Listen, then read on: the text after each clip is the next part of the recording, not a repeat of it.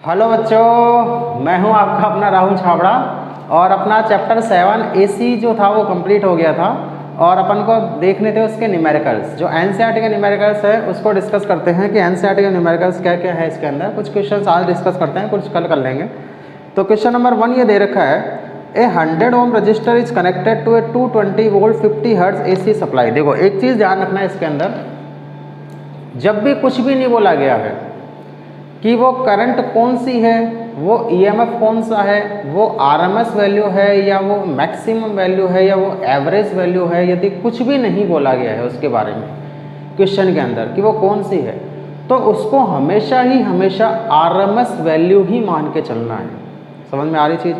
और क्या पूछा गया है उसके बारे में भी कुछ नहीं बोला गया है कि अपन को आरएमएस वैल्यू निकालनी है कि मैक्सिमम वैल्यू निकालनी है कि एम्पलीट्यूड निकालना है कि एवरेज निकालना है, क्या निकालना है। तो भी यदि नहीं पूछा गया है तो भी अपन को क्या मान के चलना है कि आरएमएस वैल्यू ही पूछी गई है। यानी कि क्वेश्चन के अंदर यदि कहीं भी कंफ्यूजन आता है कि अब ये कौन सी वैल्यू पूछी जा रही है, तो दिमाग में एक ही बात स्ट्राइक करनी चाहिए कि आरएमएस वैल्यू ही पूछी गई है। क्लियर?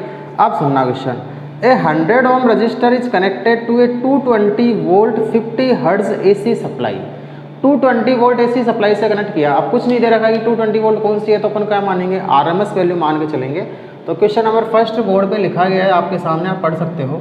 तो आरएमएस वैल्यू जो है ई आरएमएस वो तो दे रखा है 220 वोल्ट, फ्रीक्वेंसी दे रखी है 50 हर्ट्ज और रजिस्टेंस दे रखा है अपन को कितना, 100 ओम। रजिस्टेंस दे रखा है 100 ओम। ये पूछा गया है what is the RMS value of current of the circuit. Current की आरएमएस वैल्यू कितनी होगी? प्योर रेजिस्टेंस सर्किट है तो प्योर रेजिस्टेंस सर्किट में आई आरएमएस क्या हो जाएगा, E RMS upon R. E RMS की वैल्यू 220 और आर की वैल्यू 100 यानी कि 2.2 एम्पियर। ये तो आई आरएमएस की वैल्यू हो गई।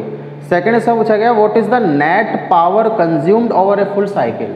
तो प्योर रेजिस्टेंस सर्किट में फुल साइकिल के अंदर जो एवरेज पावर होती थी उसका फॉर्मूला अपने पास में क्या होता था, कई फॉर्मूले थे, किसी से भी निकाल सकते हो, E R M S I R M S. E R M S कितना 220, आई आर एम एस कितना 2.2 हो जाएगा। इससे देखेंगे तो 22 इंटू 22 पॉइंट हटाएंगे तो जीरो कैंसिल, कितना हो जाएगा 484 वाट। ठीक है, वाट। ये आता है अपना क्वेश्चन नंबर 1। ठीक है, इतना सिंपल सा क्वेश्चन है। सेकंड क्वेश्चन देखना, सेकंड क्वेश्चन क्या लिखा गया है, पढ़ो बोर्ड पे सेकंड क्वेश्चन को, तब तक मैं इसको रफ करता हूँ। क्वेश्चन नंबर सेकंड को पढ़ा जाए, क्वेश्चन नंबर सेकंड क्या बोल रहा है, फिर अपन आगे इसको सॉल्व करेंगे क्वेश्चन नंबर सेकंड को। क्वेश्चन नंबर सेकंड देखो क्या है, second question, the peak value of AC supply is 300। अब बोल दिया इसने पीक वैल्यू, पीक वैल्यू का मतलब मैक्सिमम वैल्यू, यानी कि ई नॉट अपन को दे रखा है कितना 300 वोल्ट दे रखा है। What is the RMS voltage. First तो इसमें पूछा आरएमएस वोल्टेज कितना होगा, तो सीधा सीधा अपन जानते हैं ई आरएमएस कितना होता है, ई नोट अपॉन √2 यानी कि 300 बाई √2। ये तो हो जाएगी इसकी आरएमएस वैल्यू, कैलकुलेशन कर सकते हैं अपन आगे। सेकंड पूछा गया the RMS value of current in AC circuit is 10 ampere, what is the peak current. ठीक है, अब उसी का एक और पार्ट दे दिया कि आई आरएमएस वैल्यू दे रखी है 10 एम्पियर क्वेश्चन के अंदर। ठीक है, the RMS value of current in AC circuit is 10 ampere, what is the peak current. Peak current का मतलब आई नोट कितना होगा, तो आई नोट कितना होता है √2 आई आरएमएस यानी कि √2 इंटू 10 यानी कि 14.14 एम्पियर। √2 की वैल्यू क्या आती है 1.414 इंटू 10 करेंगे तो 14.14 एम्पियर। सिंपल सा बड़ा ही प्यारा सच्चा अच्छा क्वेश्चन, क्वेश्चन नंबर सेकंड था। बच्चों के क्वेश्चन आ रहे हैं अभी तो। ठीक है, सीधे अब ऐसे एसी चैप्टर ऐसा है, देखो इसमें इतने सारे फॉर्मूले हैं, तो मैं एक चीज़ बता दूं, इस चैप्टर में से क्वेश्चन ऐसे ही आते हैं क्योंकि इसमें फॉर्मूले ही इतने हैं कि बंदा फॉर्मूले में ही कंफ्यूज हो जाता है। तो उसको फॉर्मूले यदि ढंग से याद है तो वो क्वेश्चंस कर सकता है। इतने सिंपल सिंपल क्वेश्चन इसके अंदर आएंगे। ठीक है, क्वेश्चन नंबर थर्ड रीड करो बोर्ड के ऊपर, तब तक हम पढ़ते हैं इसको। A 44 milli henry inductor is connected to 220 volt 50 hertz AC supply. 44 milli henry inductor है तो क्या हो गया 44 into 10⁻³ - 3 henry inductor. Connected to it 110 volt 60 hertz AC supply. तो कुछ नहीं दे रखा तो अपन मानेंगे RMS वैल्यू दे रखी है 110 वोल्ट और फ्रिक्वेंसी दे रखी है 50 हर्ट्ज, ठीक है, सॉरी 60 हर्ट्ज, फ्रिक्वेंसी अपन को दे रखी है 60 hertz. Determine the RMS value of current in the circuit. RMS value निकालनी है करंट की, तो प्योर L सर्किट है, प्योर L सर्किट में क्या हो जाएगा, IRMS equals to ERMS upon XL, या फिर ERMS अपॉन XL की वैल्यू 2πfL। अब वैल्यू पुट कर दो, वैल्यू पुट करेंगे तो ERMS तो कितना दे रखा है 110, 2πf कितना है 60 और L की वैल्यू कितनी है 44 इंटू 10⁻³ ये किस में आ जाएगा अपने पास में एम्पियर हो जाएगा। आगे कैलकुलेशन है, कैलकुलेशन मैं नहीं करूँगा, कैलकुलेशन आप लोगों को करनी है। तो बस इतना सा क्वेश्चन पूछा गया था, इसके अंदर और कुछ नहीं है। आंसर इसका आ रहा है 15.9 एम्पियर। तो सोल्व करके देख लेना, इसका आंसर ये आना है 15.9, सॉरी हाँ 2.49 एम्पियर। RMS वैल्यू आ रही है करंट की 2.49 एम्पियर, ठीक है। तो सोल्व करके देख लेना। ये क्वेश्चन नंबर 3 था अपना। क्वेश्चन नंबर 4 बोर्ड पे लिखा गया है, उसको रीड करो, तब तक मैं इसको इरेज करता हूँ। क्वेश्चन नंबर 4 और देख लेते हैं क्वेश्चन नंबर 4 क्या बोलता है, कुछ बोल रहा है क्या। क्वेश्चन नंबर 4 देखो क्या है। A 60 microfarad capacitor is connected to a 110 volt 60 hertz AC supply। Capacitance की वैल्यू दे रखी है 60 माइक्रोफेराड यानी कि 60 इंटू 10⁻⁶ फैराड, ठीक है। Is connected to a 110 volt 60 hertz AC supply.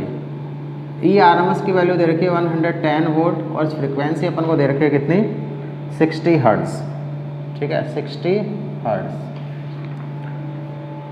Determine the RMS value of current in the circuit. वही चीज़ निकालनी है, IRMS निकालनी है। तो सीधा सीधा फॉर्मूला क्या होगा, प्योर कैपेसिटर सर्किट है तो क्या हो जाएगा 1/ωc यानी कि 2πfc इंटू ERMS। अब वैल्यू पुट कर दो, 2πf की वैल्यू 60, c की वैल्यू 60 इंटू 10⁻⁶ और ERMS की वैल्यू 110। ये आंसर किस में आ जाएगा एम्पियर में, ठीक है। ये अपने पास में RMS करंट का फॉर्मूला वैल्यू जो निकल के आएगी, आंसर आएगा इसका 2.49 एम्पियर, ठीक है। हाँ इसका आएगा 2.49, पिछले वाले का आया था 15.9 एम्पियर जब प्योर L सर्किट था। क्वेश्चन नंबर 3 जो था उसमें तो क्या था, प्योर इंडक्टेंस था और इसमें क्या है प्योर कैपेसिटर है, ठीक है। अगला क्वेश्चन क्यों लिखा गया है, क्योंकि अगला क्वेश्चन कुछ इसी पे बेस्ड है। अगला क्वेश्चन सुनना, इन exercise 7.3 and 7.4 3 and 4 what is the net power absorbed by each circuit over a complete cycle, explain your answer। इसमें नेट पावर कितने एब्जॉर्ब होगी, इसमें नेट पावर कितने एब्जॉर्ब होगी। तो अपन बोलते हैं प्योर L और प्योर C सर्किट में नेट पावर 0 होती है। 0 क्यों होती है, क्योंकि इसके अंदर फेज डिफरेंस जो होता है वो π/2 का आता है और इसमें भी जो फेज डिफरेंस होता है वो π/2 का आता है। इसलिए दोनों के अंदर जो एवरेज पावर लॉस होता है वो एवरेज पावर लॉस 0 होता है, क्योंकि एवरेज पावर लॉस का फॉर्मूला क्या होता है ERMS IRMS cos φ।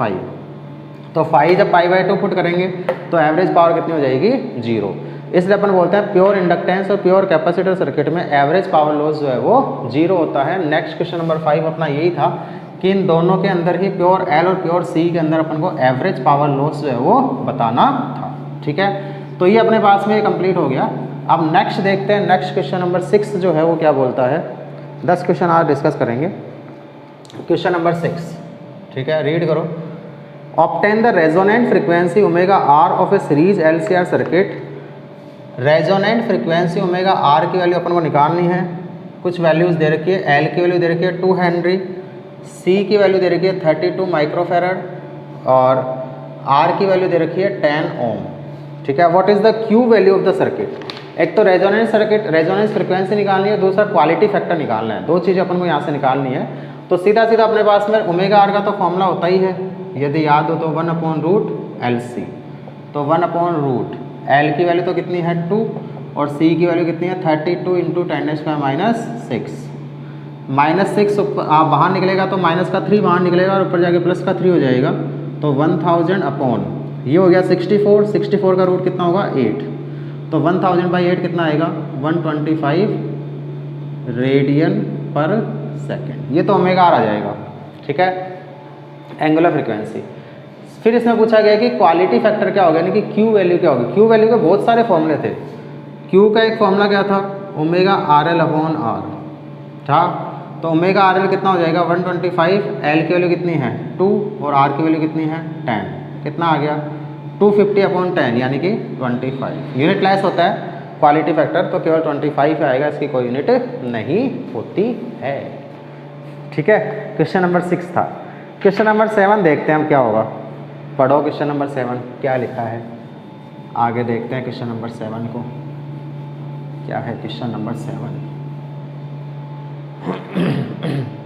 चलो क्वेश्चन नंबर 7 देखो।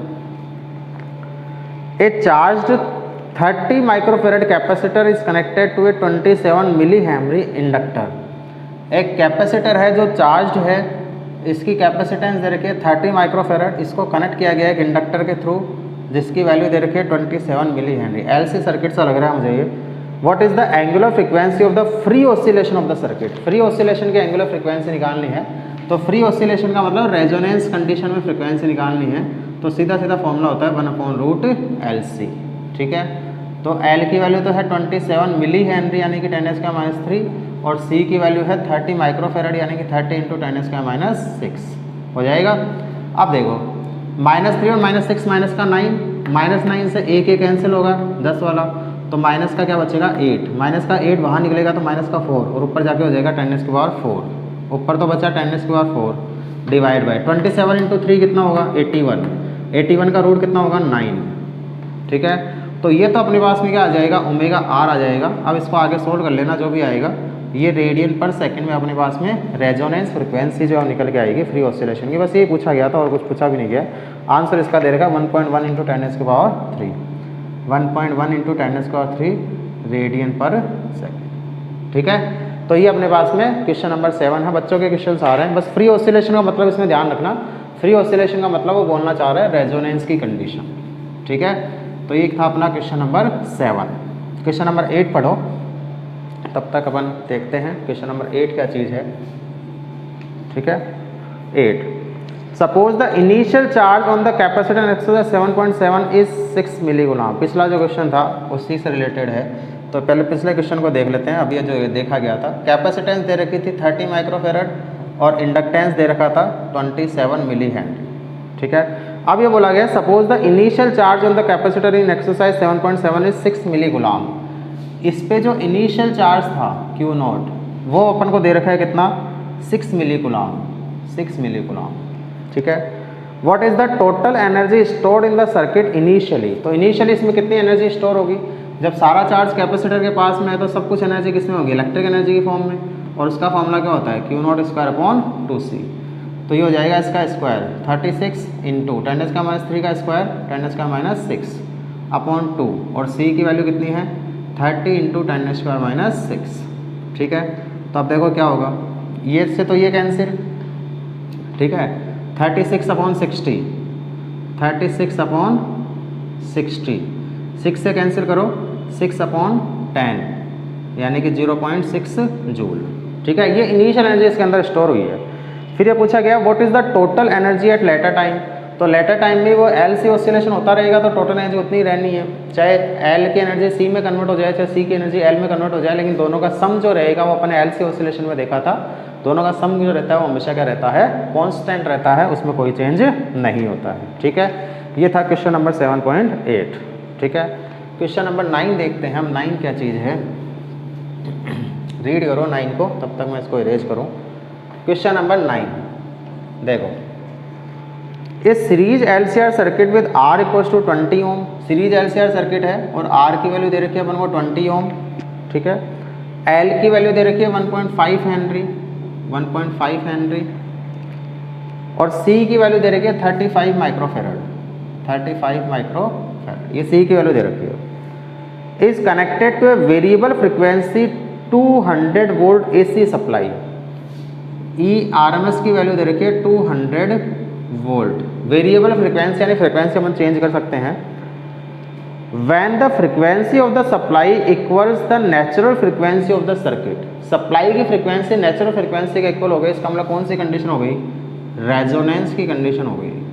ठीक है, जब एक्सटर्नल फ्रीक्वेंसी इंटरनल फ्रीक्वेंसी के इक्वल हो जाती है तो उसको रेजोनेंस की कंडीशन बोलते हैं, नेचुरल फ्रीक्वेंसी के इक्वल हो जाती है तो उसको रेजोनेंस की कंडीशन बोलते हैं। What is the average power transfer to the circuit in one complete cycle, तो इस कंडीशन में एवरेज पावर ट्रांसफर जो है वो क्या होगा। तो एक चीज़ ध्यान रखो, रेजोनेंस की कंडीशन में जो सर्किट होता है वो प्योर रेजिस्टेंस सर्किट की तरह बिहेव करता है। तो प्योर रेजिस्टेंस सर्किट में जो अपने पास में एवरेज पावर के फॉर्मूले थे वो क्या क्या थे, E R M S, I R M S, या फिर E R M S square upon R, या फिर I R M S square into R. ठीक है, अब इनमें से कोई सा भी लगा दो जो अपन को वैल्यूज दे रखी है उसके according. E R M S दे रखा है और आर दे रखा है, ई आर एम एस दे रखा है, आर दे रखा है। ठीक है, तो ई आर एम एस का स्क्वायर तो हो जाएगा 200 इंटू 200 और आर कितना है 20 हो जाएगा, ये 10 टाइम कैंसिल, तो कितना बचा 2000 वाट। ये अपने पास में क्या निकल के आएगा, एवरेज पावर यहाँ से निकल के आ जाएगी। क्वेश्चन नंबर था 7.9। ठीक है, 7.10 आज का लास्ट क्वेश्चन और डिस्कस कर लेते हैं, उसके बाद कल देखेंगे क्वेश्चंस। थोड़े थोड़े शॉर्ट से चीज़ें पढ़ेंगे, शॉर्ट एंड स्वीट वीडियो ज़्यादा ठीक रहते हैं, ज़्यादा लंबे वीडियो जो है वो बोर हो जाते हैं लोग, इसलिए अब छोटे वीडियो बनते हैं।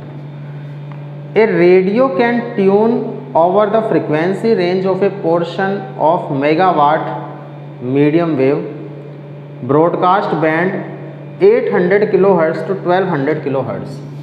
फ्रीक्वेंसी रेंज अपन को दे रखी है कि एक रेडियो रिसीवर जो है वो 800 किलोहर्ट्ज़ से 1200 किलोहर्ट्ज़ तक की फ्रीक्वेंसी को एक्सेप्ट कर सकता है। ठीक है, if its LC circuit has an effective inductance of 200 micro Henry, effective LC circuit के अंदर कितना है 200 माइक्रो हेनरी, यानी कि 200 इंटू 10⁻⁻6 हेनरी, ये सेल्फ इंडक्टेंस दे रखा है। What must be the range of its variable condenser, यानी कि वेरिएबल कैपेसिटेंस की रेंज क्या निकल के आएगी, ये अपन को फाइंड आउट करना है। तो एक फॉर्मूला अपने पास में होता है रेजोनेंस फ्रिक्वेंसी का 1/2 पाई रूट LC। यदि मैं दोनों तरफ स्क्वायर कर दूँ तो एफ आर स्क्वायर इक्वल हो जाएगा 1/4 पाई स्क्वायर LC।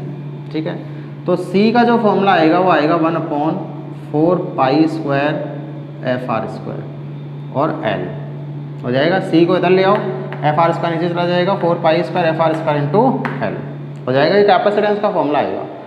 अब क्या करना है देखो, मैं बता दूँ, मैं कैलकुलेशन नहीं करूँगा। यदि फर्स्ट रेजोनेंस फ्रिक्वेंसी जो है वो 800 किलो हर्ट्ज़ है, ठीक है, 800 किलो हर्ट्ज़ का मतलब कितना हो गया 800 इंटू 10⁻³ हर्ट्ज़। तो उस कंडीशन में कंडेंसर जो होगा वो हो जाएगा 1/4 पाई स्क्वायर इंटू इसका स्क्वायर 800 इंटू 10⁻³ का स्क्वायर। ठीक है, और साथ में L कितना है ये 200 इंटू 10⁻⁻6, ये तो फर्स्ट आ जाएगी किसमें फेराड में, रेंज निकालनी है अपन को। और सेकंड कितना हो जाएगा, सेकंड के लिए फ्रीक्वेंसी पुट कर देंगे कितनी 1200 kilo hertz upon 4 pi square into FR square, यानी कि 1200 इंटू 10⁻³ का स्क्वायर। ठीक है, इंटू L कितना है 200 इंटू 10⁻⁻6। ठीक है, ये फेराड, ये आ जाएगा C2। बस इसको आगे सोल्व करना है और ये C1 C2 की जो रेंज आ जाएगी कि कैपेसिटर कंडेंसर जो कहाँ से कहाँ तक हो सकता है। ठीक है, ये अपना 10 क्वेश्चंस जो है वो इसके कंप्लीट हो गए हैं। क्वेश्चन नंबर 11 से अपन कल डिस्कस करेंगे। टोटल मिला के इसमें क्वेश्चन जो है वो है लगभग टोटल मिला के क्वेश्चन है इसके अंदर 26। ठीक है, तो ऐसे ही 10-12 क्वेश्चन डेली के डिस्कस करेंगे, तो अपने 3 दिन के अंदर NCERT के क्वेश्चन जो है वो कंप्लीट हो जाएंगे। तो ये NCERT क्वेश्चंस हैं और आगे डिस्कस करेंगे, तब तक पढ़ते रहो, मजे करते रहो, चैनल को लाइक सब्सक्राइब शेयर करते रहो। All the very best.